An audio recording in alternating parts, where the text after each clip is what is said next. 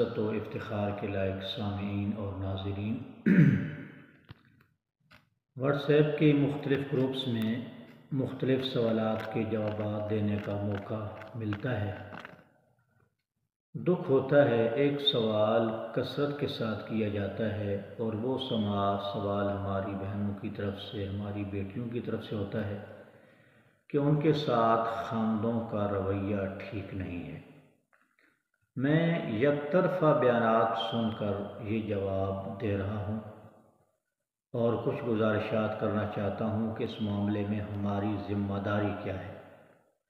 جن بہنوں بیٹیوں نے ہم سے اپنی لائف کی کچھ باتیں شیئر کی ہیں تو تاحال تو اس قسم کا موقع نہیں آیا۔ کوئی کون سے ملک سے بول رہی ہوتی ہیں، کوئی کون سے شہر سے بات کر رہی ہوتی ہیں کہ ہم میاں بیوی کو اکٹھا بٹھائیں اور ان سے بات سنیں۔ اس قسم کا موقع کم ملتا ہے۔ بہرحال اندازہ ہوتا ہے کہ وہ بہت صدمے سے بول رہی ہوتی ہیں۔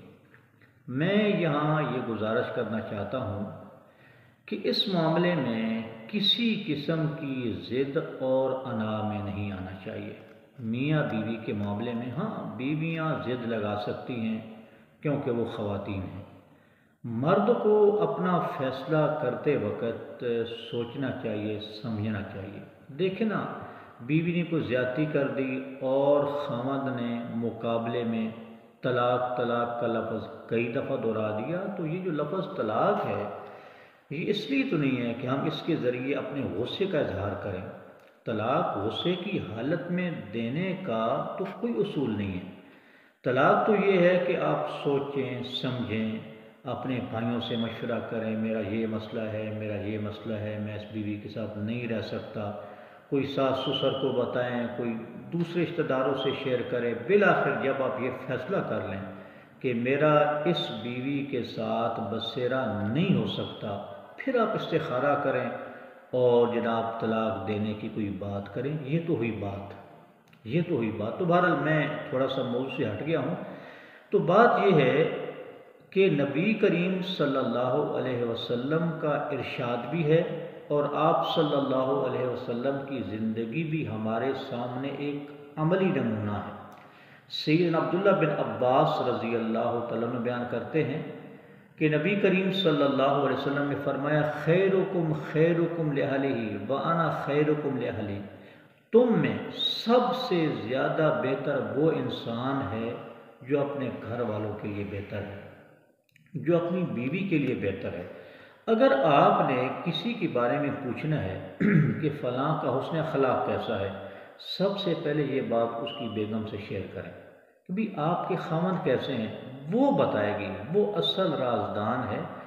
آپ صلی اللہ علیہ وسلم نے فرمایا، ہم باہر دوستوں کے ساتھ بڑی اچھائی کے ساتھ، بڑی خیر و بھلائی کے ساتھ پیش آنے والے، لیکن گھر والوں کو ٹائم ہی نہیں دیتے۔ یہ ہماری شریعت کا قانون نہیں ہے، بہت معذرت کے ساتھ یہ ہماری شریعت کا قانون نہیں ہے۔ تو بات یہ ہے، آپ علیہ السلام فرماتے ہیں کہ سب سے بہتر انسان وہ ہے جو اپنے گھر والوں کے لیے بہتر ہے۔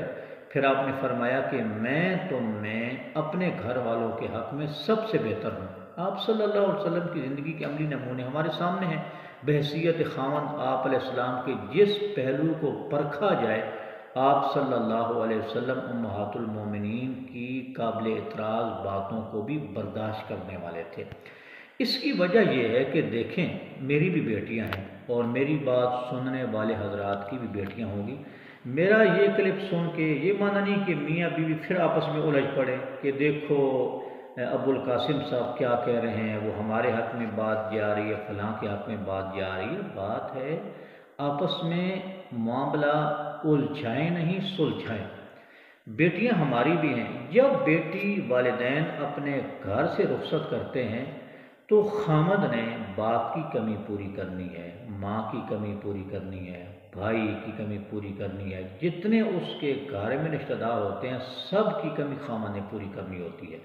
اس وجہ سے خاوند کو کہا گیا کہ دوستوں کے لیے نہیں، بہنوں کے لیے نہیں، بھائی کے لیے نہیں۔ دیکھیں، ہر ایک کے حقوق ہیں، رائٹس ہیں، وہ آپ دیں، لیکن جس چیز کا حق آپ پہ سب سے زیادہ ہے وہ آپ سب سے پہلے ادا کریں۔ آپ کے والدین بھی ہیں، آپ کے بہن بھائی بھی ہیں، رشتہ دار ہیں، بڑی بڑی فیملی ہیں آپ کی، لیکن ہر ایک کو اتنا حق دیں جتنا آپ کو اللہ تعالیٰ کی طرف سے اجازت ہے۔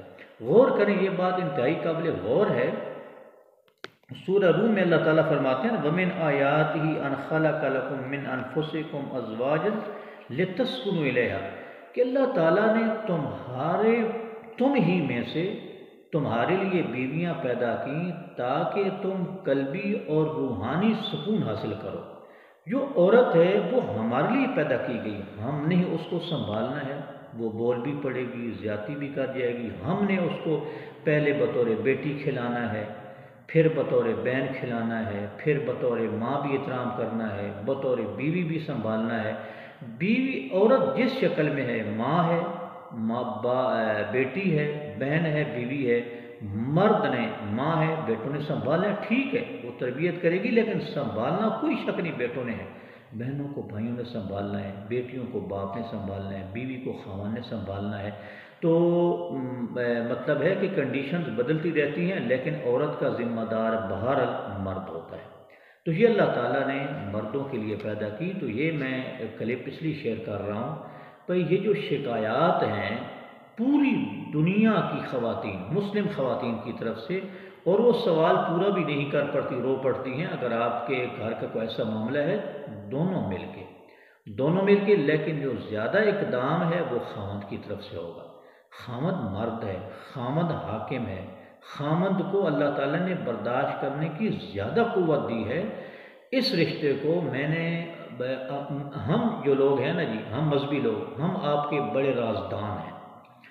ایک بیوی ہمارے ساتھ وہ کچھ شیئر کر رہی ہوتی ہے جو خاوند کو پتہ نہیں ہوتا، خاوند اپنی بیوی کے بارے میں وہ کچھ بتا رہا ہوتا ہے جو اس کو پتہ نہیں ہوتا۔ ہمارے بہنوئی ہم سے باتیں شیئر کریں گے، ہماری بھابیاں ہم سے باتیں شیئر کریں گی کہ آپ کے بھائی میں یہ نقص ہے، یہ معاملہ ہے۔ تو بات یہ ہے کہ شکایات ہیں، ان شکایات کو دور کرنے کی کوشش کریں۔ صرف اللہ تعالیٰ کی ذات کے لیے الجھنا نہیں ہے، اپنی الجھی ہوئی گتھیوں کو سلجھانا یہ ہماری ذمہ داری ہے۔ تو میں جو بات کر رہا تھا، بات لمبی ہو گئی، کہ میں نے دیکھا جس میاں بیوی میں اچھا تعلق ہے اس کا سب سے زیادہ اثر ان کی اولاد پر پڑے گا۔ ان کی اولاد جب دیکھے گی کہ ماں باپ کے اندر دوستانہ ہے، ایک دوسرے کے ساتھ کمپرومائز کرتے ہیں، تو یہی مزاج ان کی اولاد میں ڈیولپ ہو جاتا ہے۔ اور اگر لڑائی جھگڑا میاں بیوی میں ہے تو اولاد بیچاری کبھی کشمکش میں مبتلا، کبھی ماں کے ساتھ، کبھی باپ کے ساتھ، کبھی گھر سے نکل جائے گی، کبھی ان کے معاملات میں شیئر نہیں کرے گی، فساد ہی مچا رہے گا۔ تو یہ ذمہ داری کس کی ہے؟ یہ خاوند کی ہے۔ اور یہ صرف کوئی دنیا کی رسم نہیں سمجھنا، کوئی ساس سسر کو راضی کرنے کے لیے نہیں، یہ ہے اللہ کا حکم، یہ اللہ کا حکم ہے۔ نبی کریم صلی اللہ علیہ وسلم کی زندگی میں پڑھیں، آپ علیہ السلام کی حیات مبارکہ کو، آپ کتنی دفعہ گھر کو چھوڑ کر باہر نکلے ہوں، ویسے آؤٹنگ کے لیے اکیلے نکلے ہوں، کوئی ایسی مثال نہیں ملتی۔ جب باہر والے معاملات سے فارغ ہوں فوراً آپ گھر میں آ جاتے، گھر کے کام کاج میں لگ جاتے، اور جناب مختلف باتیں اپنی مطلب ہے کہ زوجات مطہرات سے شیئر کرتے۔ یہ ساری چیزیں ہمیں بھی عملی طور پر اپنانی چاہیے۔ انشاءاللہ حوصلہ کریں، ہر بات کا جواب دینا خاوند یہ اس کا سٹیٹس نہیں ہے، یہ اس کا مرتبہ نہیں ہے، یہ اس کا مرتبہ نہیں ہے۔ اور یہ بات بھی ذہن نشین کر لیں کہ زبان سے جنگ اگر کوئی خاوند کرنا چاہتا ہے تو وہ بیوی سے نہیں جیت سکتا، اس میں کوئی شک نہیں۔ بولنے کی حد تک جو جنگ ہے وہ مطلب ہے کہ تقریباً وہ جیت خاتون کے حق میں آتی ہے۔ مرد چپ ہو جائے گا، خاتون چپ نہیں ہوگی۔ بات یہ ہے کہ اس قسم کی باتیں ہمارے گھروں میں بھی ہیں، اللہ تعالیٰ ہم سب کی اصلاح فرمائے۔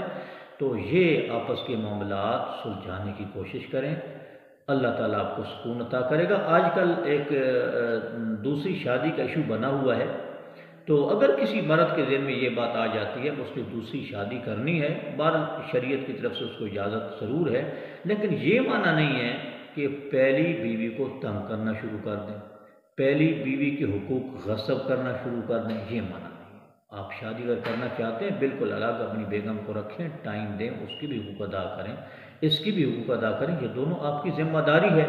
لیکن وہ دوسری شادی کے معاملے میں اتنا اندھا ہو جانا کہ جناب پہلی بیگم کا کوئی حق ادا نہ کیا جائے، اس پہ ہاتھ اٹھا